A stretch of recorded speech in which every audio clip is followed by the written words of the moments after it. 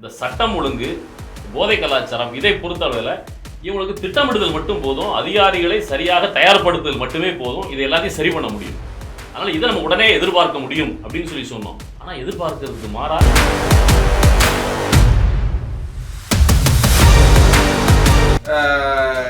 விஷம் வச்சு கொண்டுருவேன் அப்படின்னு சொல்றதா இருக்கட்டும், ஓட்டு போடலான்னா அப்புறம் அவருக்கு பதிலாக இவரை கல்யாணம் பண்ணிக்கிறேன், நான் கல்யாணம் பண்ணிக்க மாட்டானா, இத்தனை பெண்கள் இருக்காங்க கல்யாணம் பண்ணிக்க மாட்டானா.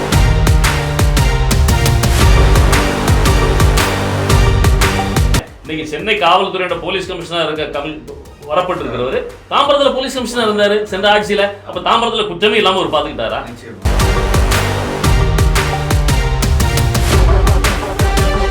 உதாரணத்துக்கு ஐயா சகாயம் இருக்கிறாரு. நீங்க நேர்மையான அதிகாரியும் பேர் எடுத்தவர். கனிம வள கொள்ளை அதிமுக ஆட்சியில் நடக்கும் போது அதை மிக கடுமையா எதிர்த்தாரு, படுத்தாரு. திமுக ஆட்சிக்கு வந்த உடனே அவர் தலையில தூக்கி வச்சு கொண்டாடுவாங்கன்னு மக்கள் எதிர்பார்த்தாங்க. ஆனா என்ன நடந்தது? ஒரு தகப்பனார் போதையினுடைய பிடியில தன்னுடைய மகளிடம் தவறான முறையில் நடக்கிறதுக்கு முயற்சி பண்றாரு. அப்ப அங்க இருக்கிறான் 2 கால்களும் ஊனமுட்ட சகோதரன். அவனும் அந்த தந்தையினுடைய மோசமான கொடூர தந்தையினுடைய பையன் தான்.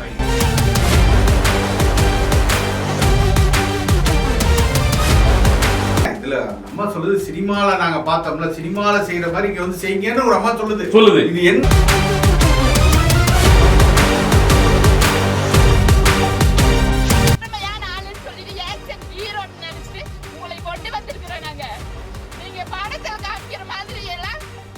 இன்னைக்கு இந்த பாலியல் பிரச்சனை, பாலியல் வல்லுறவு பிரச்சனை, கொலை, இதை சீரியஸா பேசிட்டு இருக்கோம். ஒரு அரசு அதிகாரி, ஒரு ஏடிஜிபி ரேங்க்ல இருந்த ஒருத்தர் தன்னோட பயணித்த ஒரு எஸ்பி கிட்ட மோசமா நடந்துகிட்டாரு அப்படின்னு சொல்லி அவருக்கு தண்டனை வழங்கப்பட்டது. அந்த அதிகாரி இன்னைக்கு சிறைக்கு போயிருக்கிறாரா?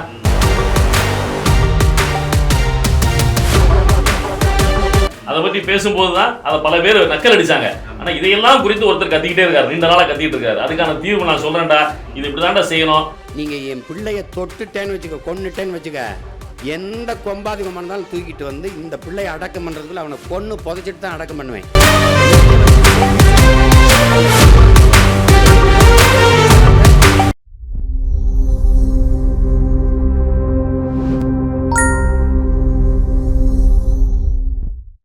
ஆண்டுகளுக்கு மேலாக தமிழகத்தின் ஒப்பற்ற வீடு மற்றும் மனை சார்ந்த அனைத்து தேவைகளுக்கும் சிறந்த ஒரே நிறுவனம் நிம்மதி ப்ராப்பர்ட்டி மேனேஜ்மெண்ட். தங்களின் தேவை எங்களின் சேவை. தொடர்புக்கு 7667008999. அருந்தமிழ் நேயர்களுக்கு வணக்கம். நானும் சரி, இன்னைக்கு வழக்கமா அருந்தமிழுக்காக கலந்துரையாடுகின்ற தம்பி சசியும் சரி, கருப்பு உடையில தான் வந்திருக்கிறோம். இன்னைக்கு தமிழகமே நேற்று காலையிலிருந்து, இன்னும் சொல்லப்போனால் அதற்கு முதிய நாள் இரவிலிருந்து ஒரு இறுக்கமான சூழ்நிலை தமிழகத்தில் நிலவுகிறது. குற்றங்கள் திமுக அதிமுக ஆட்சியில் எவ்வாறு நடைபெற்று கொண்டிருந்ததோ அது தொடர்ச்சியாக பாலியல் வல்லுறவு கொலை, அதுவும் 10 வயது சிறுமி, 17 வயது சிறுவன் புதுக்கோட்டையில் வெட்டி கொல்லப்படுகின்ற சம்பவம், இப்படி எங்கெங்கு பார்த்தாலும் கொலை கொள்ளை. சென்னையில் ஒரு காணா பாடகர் வெட்டி கொலை செய்யப்படுகிறார். அதில் சம்பந்தப்பட்ட அனைவருமே கிட்டத்தட்ட 18 வயதுக்கு கீழுள்ள சிறார்களாக இருக்கிறார்கள். தமிழகம் எங்கே சென்று கொண்டிருக்கிறது? இந்த அரசுகள் என்ன செய்து கொண்டிருக்கின்றன? இந்த கலாச்சார சீரழிவு, இப்படிப்பட்ட மோசமான சூழ்நிலைக்கு என்ன காரணம்? இதை தடுத்து நிறுத்தாத அரசுகளை நாம் என்ன சொல்லுவது என்பது குறித்து விவாதிப்பதற்காக நாம் இருவரும் இங்கே அமர்ந்திருக்கின்றோம். சசி அவர்களுடன் நம்ம இது குறித்து விரிவாக பேசுவோம். இந்த கோவை சம்பவம், 10 வயது சிறுமி தனது பக்கத்து வீட்டில் வசிக்கின்ற 2 நபர்களால் கடத்தி செல்லப்பட்டு, அந்த பகுதியினுடைய ஐஜி இன்று காலை கொடுத்திருக்கின்ற நேர்காணலில் தெரிஞ்சுக்க முடியுது, அவங்க வல்லுறவு செய்யப்பட்டு தான் கொலை செய்யப்பட்டிருக்கிறார். அதெல்லாம் முகம் சிதைக்கப்பட்டு கொல்லப்பட்டிருக்கிறார் அப்படின்ற சம்பவம். புதுக்கோட்டையில் அதே மாதிரி 17 வயது சிறுவன், சென்னையில் ஒரு கானா பாடகர் கொலை செய்யப்படுகிறார். இப்படி அதாவது இந்த ஆட்சி வருவதற்காக நடைபெற்ற தேர்தலில் அவங்க பரப்புரையில் வைத்த எல்லாமே, இந்த தமிழகத்தில் எல்லாமே சட்டம் ஒழுங்கு சீர்குலைந்து இருக்கிறது, போதை கலாச்சாரம் மிகுந்து காணப்படுகிறது, இதை சரி பண்ணுறதுக்கு தான் நாங்கள் வர்றோம் அப்படின்ற ஒன்று. இன்னொன்று பல்வேறு நலத்திட்டங்கள். நம்ம ஏற்கனவே நம்முடைய வலையொலியில் விவாதிக்கின்ற பொழுது சொன்னோம், இந்த புதிய அரசிட்ட நம்ம 2 விதமான பார்வையை நம்ம வைக்க வேண்டிய தேவை இருக்குது. ஒன்று, இந்த நலத்திட்டங்களை பொறுத்தளவு அது நிதி சம்பந்தப்பட்ட விஷயம், வாய்ப்பு இல்லை, அது உடனடியாக அவற்றை கேட்க முடியாது. முதல்வர் விஜய் அவர்கள் எப்படி கேட்டாரோ, எங்களுக்கு வாய்ப்பு ஒரு 6 மாதம் காலம் அவகாசம் கொடுங்க, நாங்கள் எல்லாத்தையும் சரி பண்ணுறோம் அப்படின்னு சொன்னாரோ, நம்ம அவகாசம் கொடுக்கலாம். ஆனால் இந்த சட்டம் ஒழுங்கு, போதை கலாச்சாரம் இதை பொறுத்தளவில் இவங்களுக்கு திட்டமிடுதல் மட்டும் போதும், அதிகாரிகளை சரியாக தயார்படுத்துதல் மட்டுமே போதும், இதை எல்லாத்தையும் சரி பண்ண முடியும். அதனால் இதை நம்ம உடனே எதிர்பார்க்க முடியும் அப்படின்னு சொல்லி சொன்னோம். ஆனால் எதிர்பார்க்கறதுக்கு மாறா அவங்க பதவி ஏற்று கிட்டத்தட்ட 10 நாட்கள் நெருங்கிடுச்சு. ஆனால் அதை ஒன்றுமே நிறுத்த முடியல. இதனுடைய பின்னணி என்ன? இதுக்கான காரணம் என்னன்னு நினைக்கிறீங்க? இதை சரி பண்ணுவதற்கு நம்ம என்ன செய்யணும்? இல்லை, ஒட்டுமொத்த சமூகமே இன்னைக்கு வந்து அதை நோக்கி தவறான ஒரு வழிக்கு சென்று கொண்டு இருக்கிறது தான் இதுக்கு ஒரு முதன்மை காரணமாக நான் நினைக்கிறேன். அதில் வந்து மது ரொம்ப முக்கியமான பங்காற்றுறது. போதை, மது. இது வந்து சொல்கிறாங்களா 18 வயசுக்கு கீழே உள்ளவங்களுக்கு கொடுக்கக்கூடாது அப்படின்லாம் இல்லை. இது வந்து ஒரு யதார்த்த இடத்துக்கே கொண்டு போயிட்டார். மது குடிக்கிறதுங்கிறது ஒரு கலாச்சாரம், ஒரு கலாச்சாரம். இந்த ஜென்சி கிட்ஸுக்கு இதெல்லாம் வந்து தேவை அப்படிங்கிற இடத்துக்கு கொண்டு போகிறது. அது வந்து எல்லா விதமானதும் கொண்டு வந்து பழகிட்டாங்க. இன்னைக்கு மெத்தப்பட்ட மென்ங்கிறாங்க, அப்புறம் கூல் லிப்பு, என்னென்னமோ சொல்கிறாங்க. அந்த மாதிரி பல வகையான இதை வந்து ஒரு இளைஞர்கள் இடத்துலேருந்தே புகுத்தி விட்டு அதை வந்து ஒரு நான் வந்து நீங்கள் காணொலி முதற்கொண்டு பாருங்க. ஒரு நடிகை வந்து காணொலி போடுறாங்க, என் வீட்டில் பாருங்க எவ்வளோ பெரிய பார் வச்சிருக்கேன், நான் வீட்டுக்குள்ளே எல்லாம் வச்சிருக்கேன். இதை வந்து சர்வசாதாரணமாக்குறாங்க, நார்மலைஸ் பண்றாங்க. இது வந்து சரிங்கிற அளவுக்கு இந்த கூட்டத்தில் பெண்களும் குடிக்கலாம், ஆண்கள் குடிக்கிறாங்களா, பெண்களும் குடிக்கலாம். இப்படி ஒரு இடத்துக்கு கொண்டு வரும்போது அது என்ன ஆகுதுன்னா, அது பள்ளி சிறுவர்களிடையும் பள்ளி குழந்தைகளிடையும் இதை தன்னால் அது வந்து அதோட ரசிக மனப்பான்மையில் இருக்கக்கூடியவங்க, இதை செய்யக்கூடிய, நம்ம சொல்கிறோம் இல்லையா, இன்ஸ்டாகிராமு, சோஷியல் மீடியாவில் இருக்கக்கூடிய இதெல்லாம் பார்க்கக்கூடியவங்க இதனால் ஈர்க்கப்படுறாங்க. இது வந்து சரி போல, இப்படிலாம் இருக்கணும் போல அப்படிங்கிறது. இதுக்கு அடுத்த நிலைக்கு போகிறது தான் இந்த தகாத விஷயங்கள். இப்போ வந்து இப்போ ஒரு உதாரணத்துக்கு நம்ம சொல்லணும்னா, என் வீட்டுக்காரோட எனக்கு விஜய் தான் பிடிக்கும். இது சொல்றதுல அது ரொம்ப ரொம்ப அதாவது இல்ல விஷம் வச்சு கொன்றுவேன் அப்படின்னு சொல்றதா இருக்கட்டும். ஓட்டு போடலன்னா அப்புறம் வந்து அவருக்கு பதிலாக இவரை கல்யாணம் பண்ணிக்கிறேன், நான் கல்யாணம் பண்ணிக்க மாட்டானா, இத்தனை பெண்கள் இருக்காங்க கல்யாணம் பண்ணிக்க மாட்டாங்களா அப்படின்னு பேசுறது. இதெல்லாம் வந்து அந்த ஒரு நிமிடம் ரசிக்கிற மாதிரி பாருங்க இதை ஏன் இப்படி பேசுறாங்கன்னா. ஆனா இது வந்து இதனுடைய தொடர்ச்சி தான் இதுன்னு சொல்ல வரேன். பிரதிபலிப்பாவே இருக்குங்க. இது இது இது இது வந்து எல்லா இடத்துலையும் நடக்கிற மாதிரி இருக்கு. இது நார்மலைஸ் ஆகுது. எவன் பக்கத்து வீட்டில் சினிமா ஒன்று, இன்னைக்கு சீரியல் ஒட்டுமொத்தமாக அப்படித்தானே இருக்கு. ஒரு சீரியலாவது சரியா இருக்கா நீங்க பாருங்க. எல்லா இடத்துலையும் இவன் மனைவியோட அவனுக்கு இதா இருக்கும், அவன் கணவனோட இவனுக்கு இதா இருக்கும். இது வந்து சரிங்கிற ஒரு இடத்துக்கு இந்த படமும் சரி சினிமாவும் கொண்டு போது நாடகங்களும் கொண்டு போய் நிறுத்துது இல்ல. அப்ப எனக்கு தெரிஞ்சு உங்களுக்கு தெரியும் நினைக்கிறேன். அதுல நீங்க பேசியிருப்பீங்க. அந்த கொலையினுடைய பின்னணியிலேயே அந்த பகுதியை சார்ந்த சிலர் பேட்டி கொடுக்கின்ற பொழுது, அந்த குழந்தை காணாமல் போன சமயத்துல அந்த குழந்தையினுடைய அம்மா போதையினுடைய பிடியில இருந்தாங்க, சுயநினைவற்று இருந்தாங்க அப்படின்றத சொல்றாங்க. நம்ம இதையும் பார்க்க வேண்டியது. அதற்காக அந்த கொலையை நம்ம நியாயப்படுத்தல. அந்த கொடூரர்கள் வந்து மிக கடுமையான தண்டனைக்கு உள்ளாக்கப்பட வேண்டும், அதில் எந்த மாற்று கருத்தும் கிடையாது. ஆனா இந்த சமூகம் எதை நோக்கி சென்று கொண்டிருக்கிறது? அப்போ இந்த சமூகம் வந்து இவ்வளவு மோசமான ஒரு கலாச்சார சீரழிவு நோக்கி செல்வதற்கு அடிப்படையாக இருப்பதுன்றது போதை அப்படின்றத மாற்றுகிறதே கிடையாது. அப்ப இதை சரி பண்றதுக்கு என்ன செய்ய முடியும்? இந்த அரசு வந்து பதவி ஏற்றுச்சு, இந்த 10 நாட்கள்ல இவங்க என்ன செஞ்சிருக்காங்க? 712 கடையை மூடிருக்காங்க, FLA 2 அதிகப்படுத்திருக்காங்க. அவ்வளவுதான், வருமானத்தை அதிகப்படுத்தி. அதாவது எந்தெந்த இடங்கள்ல டாஸ்மாக் ஊழியர்கள் போராட்டம் நடத்திட்டு இருக்காங்க, எந்தெந்த இடத்துல நீங்க 212 இடத்துல கடைகளை மூடுனீங்களோ அந்த கடைகளை மூடின இடங்களுக்கு மிக அருகில 50 மீட்டர் 100 மீட்டர் தூரத்திலே FLA 2 என்று சொல்லப்படுகின்ற அந்த மணமகிழ் மன்றங்கள் அது இருக்குது. அதுல மணமகிழ் மன்றம்னா என்ன அர்த்தம்? அதுல உறுப்பினராக இருப்பவர்கள் மட்டும்தான் போய் நம்ம சாப்பிட முடியும்னு சொல்லி. ஆனா அப்படி இல்ல, எல்லாருக்கும் அங்க வந்து மது விற்கப்படுகிறது. இது இல்லாம போதை கலாச்சாரம். நீங்க சொன்ன மாதிரி வாயில் நுழையாத பெயர்கள், நம்ம அறியாத பெயர்கள் எல்லாம் பல போதைப் பொருட்கள் இங்க இருக்குது. இதை தடுக்கணும்னா ஒரே ஒரு வழிதான் இருக்கு, அதிகாரிகளை சரியாக கையாளணும். நீங்க சும்மா வந்து அதிமுக திமுக ஆட்சியில நம்ம அந்த மாதிரி அதிரடிப்படை போடும் பொழுதே நம்ம சொன்னோம், இந்த அதிரடிப்படைக்கு எங்க இருந்து ஒரு ஆட்கள் எடுப்பார்கள்? இருக்கின்ற அதிகாரிகளை தான் பயன்படுத்தணும். புதுசா வானத்துல இருந்து இறக்குமதி செய்ய போறது இல்லையா? அப்ப இதுல கவனம் செலுத்த வேண்டும் முதல்வர் அப்படின்றத நம்ம அருந்தமன் மூலமா சொல்லியிருந்தோம். இப்ப என்ன சொல்றோம், இப்போ பல டிஜிபியா மாத்துறாங்க, போலீஸ் சென்னை போலீஸ் கமிஷனரா மாத்துறாங்க, எல்லாரையும் மாத்துறாங்க. இவங்க எல்லாம் யாரு? ஏற்கனவே கேள்விப்படாத பேர்களா?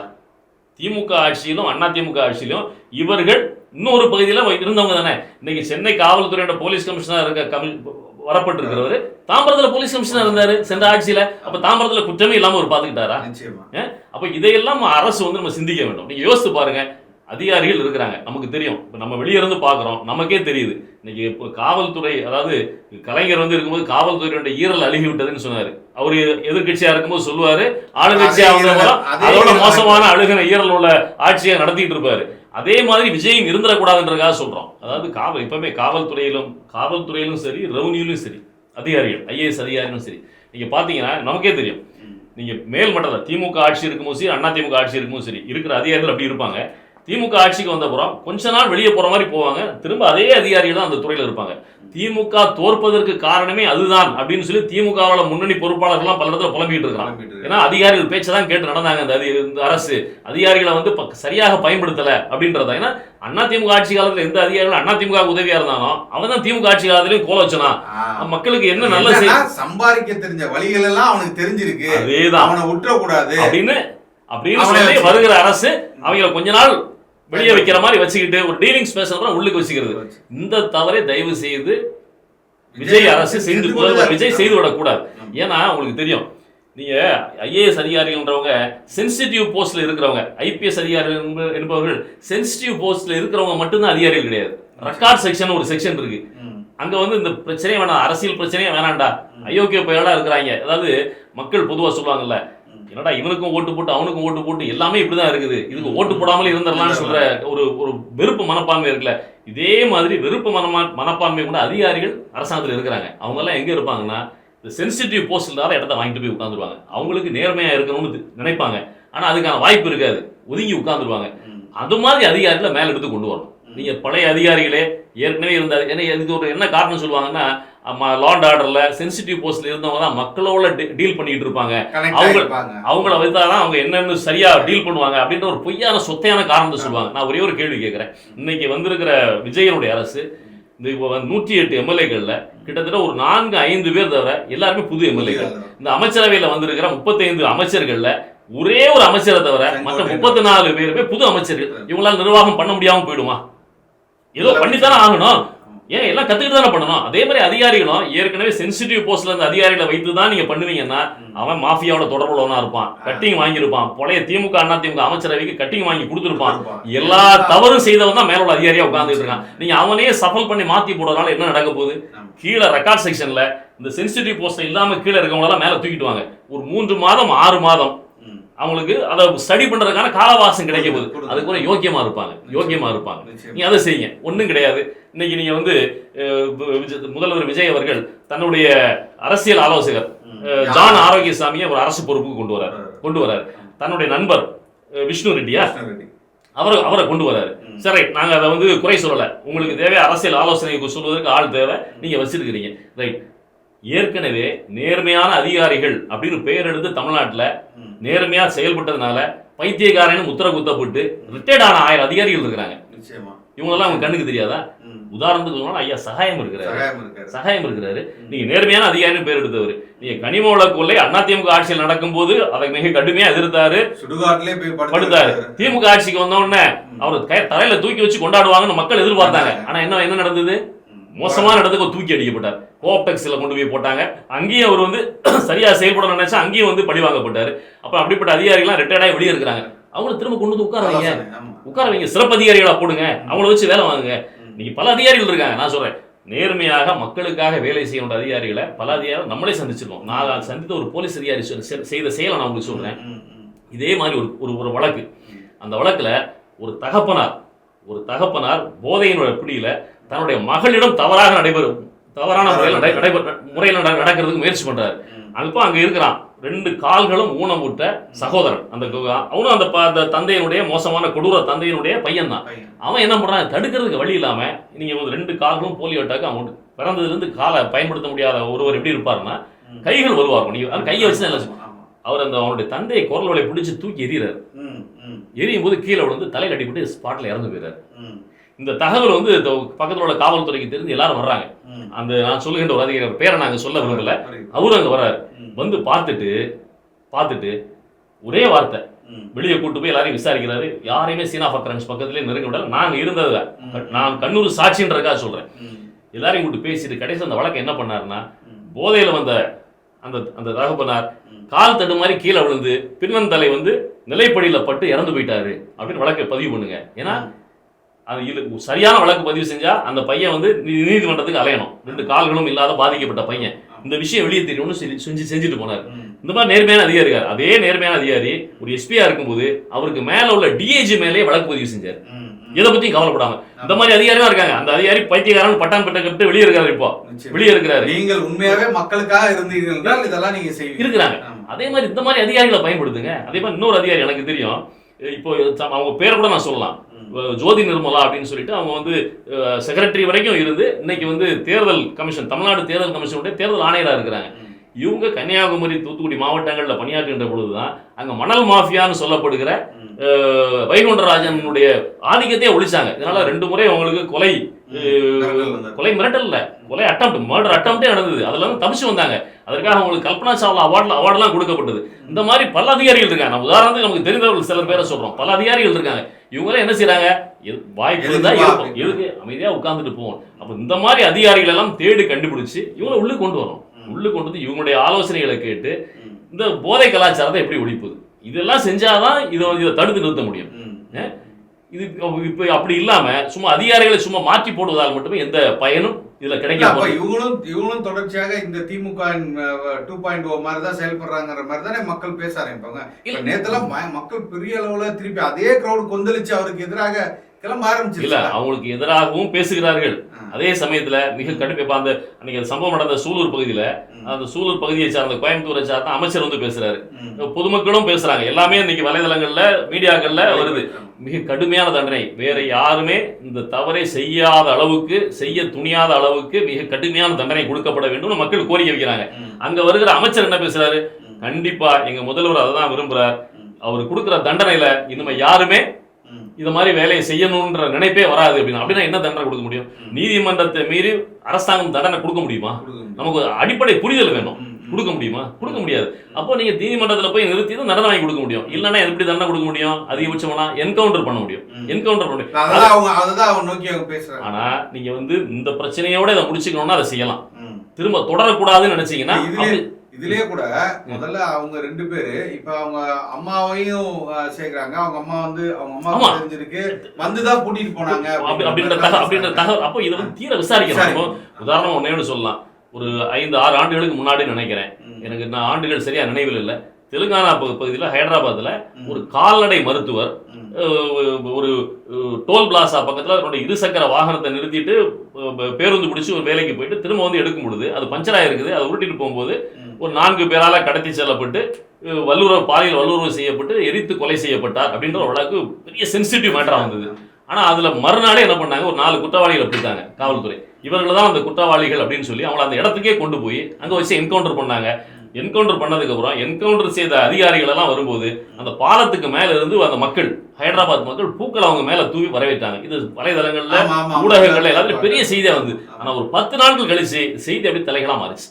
இவர்கள் உண்மை குற்றவாளிகளே அல்ல, வேறு குற்றவாளிகள் அப்படின்னு வந்துச்சு. அது சம்பந்தமான வழக்கு இன்னைக்கு வரைக்கும் நிலுவையில் இருக்குது. அதுல சம்பந்தப்பட்ட அதிகாரிகள், உள்துறை செயலாளர் உட்பட எல்லாருமே விசாரணைக்கு உட்படப்பட்டு வழக்கு, கொலை வழக்கு பதிவு செய்யப்பட்டு இருக்கிறாங்க. அப்போ உடனடி தீர்வு, உடனடி தண்டனை அப்படின்றது மட்டும் இது தீர்வாகாது. அதோட அடிப்படை, அந்த குற்றத்திற்கான அடிப்படை என்ன அப்படின்றத ஆராய்ந்து முடிவு செய்யணும். அப்போ இதுக்கு தேவை அதிகாரிகள். இன்னொன்று, இந்த கலாச்சார சீரழிவை தடுக்கணும் அப்படின்னு சொல்லி சொன்னா நீங்க கல்வித்துறையில தான் கை வைக்கணும். நீங்க வந்து ஆமா, நீங்க வந்து நீங்க எந்த பள்ளிக்கூடத்திலேயாவது மாரல் கிளாஸ் இருக்குதா? மாரல் சயின்ஸே இல்ல. நற்போதனை வகுப்பு நம்ம எல்லாம் படிக்கும்போது இருந்தது. ஒரு வாரத்திற்கு 2 கிளாஸ் வந்து அது இருக்கும். 45 நிமிடம், 1.5 மணி நேரம் ஒரு வாரத்துக்கு. அதுல சோஷியலா இருக்கிறது பல்வேறு கதைகள், நீதி கதைகள் எல்லாம் சொல்லி கொடுப்பாங்க. சின்ன குழந்தைகள் இருந்து குழந்தைங்களுக்கு நல்லது செய்யணும்னு சொல்லி கொடுப்பாங்க, எல்லாருடைய நல்லா இருக்கணும்னு சொல்லி கொடுப்பாங்க. ஆனா இன்னைக்கு பள்ளிக்கூடத்துல என்ன நடக்குது? குழந்தைகளுக்கு போட்டி மனப்பான்மையை தான் உருவாக்குறீங்க. போட்டி மனப்பான்மையை தான் உருவாக்குறீங்க. மதிப்பெண் வாங்கணும், அவ்வளவுதான். அதுக்கான ஒரு இயந்திரமா மாணவர்களை மாற்றி அரசு பள்ளிகள்ல இருந்து தனியார் பள்ளிகளுக்கு இதெல்லாம் மாறி போய் நீங்க ஒண்ணும் கிடையாதுங்க. நீங்க தனியார் பள்ளிகளை போய் பாருங்க. தனியார் பள்ளிகள்ல நீங்க ஒரே பள்ளிகள்ல 10ஆம் வகுப்புனா 10ஆம் வகுப்புல 10 செக்ஷன் 20 செக்ஷன் வச்சிருப்பாங்க. எல்லாரும் அந்த இந்த பள்ளிக்கூடத்துல இருந்து 4 பேர் நீட் கிளியர் பண்ணி மெடிக்கல் காலேஜ்ல சீட் கிடைச்சிருச்சு, ஜேஇ கிளியர் பண்ணி அவன் வந்து ஐஐடில கிடைச்சிட்டான்னா நம்ம தான் மக்கள் தான் குறை சொல்லணும். அவ்வளவு பேரும் தன்னுடைய குழந்தைகளை போய் சேர்க்கிறான். ஆனா உள்ளுக்கு போய் பாரு, அந்த பள்ளிக்கூடத்துல என்ன நடக்குன்னு உனக்கு தெரியும். நீங்க முதல் 500க்கு 490 மார்க்கா 490 மார்க்கு மேல எடுத்த ஒரு 50 பேர் இருப்பான் பாருங்க, அவனை மட்டும் தனி கிளாஸ்ல வச்சிருப்பான். அவனுக்கு கத்து கொடுக்கறது மட்டும் தான் டீச்சர், வாத்தியார். மற்ற 9 செக்ஷன் இருக்குல்ல, அதுல கத்து கொடுக்கறதெல்லாம் வாத்தியார் மாதிரி ஆள வச்சிருப்பான். இவனுக்கு தான் நல்ல சம்பளம் கொடுத்து சரியான வாத்தியார வச்சிருப்பான். மற்றவனுக்கு எல்லாம் சும்மா 1000-2000 ரூபாய் சம்பளம் கொடுக்குற டியூட்டோரியல் காலேஜை கூட நடத்துறதுக்கு லாயக்கட்ட வாத்தியாரை வச்சு பாடம் எடுக்கிறான். அப்ப அங்க வந்து நீங்க வந்து மதிப்பெண் வாங்கணும் அப்படின்றத நோக்கமே தவிர நம்மளுடைய ஒரு ஒழுக்கமா பசங்களை வளர்க்கணும் அப்படின்ற எண்ணம் நம்முடைய சமூகத்தில் உள்ள யார்கிட்டயுமே இல்லை. அதனுடைய விளைவுகள் தான் இதுல அந்த அம்மா சொல்லுது, சினிமால நாங்க பார்த்தோம்ல, சினிமால செய்யற மாதிரி இங்க வந்து செய்யுங்கன்னு ஒரு அம்மா சொல்லுது. இது என்ன, இது என்ன, இது எப்படிப்பட்ட முதல்வரை நோக்கி கேட்கிற கேள்வி என்ன பாருங்க. அப்ப சினிமால நடந்தது மாதிரி இங்க வந்து செய்யுங்க. இப்ப எப்படி என்ன பண்ணுவாரு, படத்துல வர்ற மாதிரி பஞ்ச் டயலாகா இல்ல பறந்து வந்து அடிப்பாரா இல்ல எப்படி அதை காப்பாத்துவாரு, எனக்கு ஒண்ணுமே புரியலையே. இப்ப இந்த சமூக சொல்லிட்டு ஆக்சன் ஹீரோன்னு நினைச்சிட்டு உங்களை கொண்டு வந்திருக்கிறோம் நாங்க. நீங்க படத்துல காமிக்கிற மாதிரி எல்லாம் இங்க காமிக்கணும். எங்க இருக்காங்க இவங்க எல்லாம்?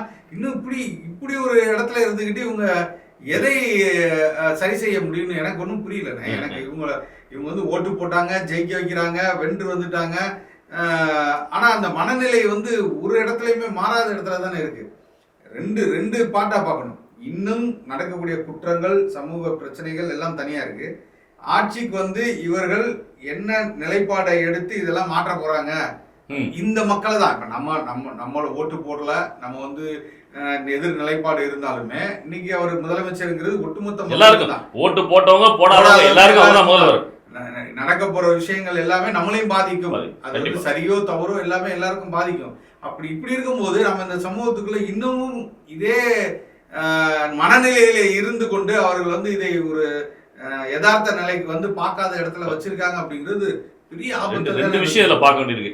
தனிநபர் குற்றம், சமூக குற்றம், 2 விஷயம் இருக்குது. ஆனா அந்த அரசு வந்து எது சென்சிட்டிவ்ன்றதை மட்டும் தான் பாக்குது. தனிநபர் குற்றம், சமூக குற்றம்.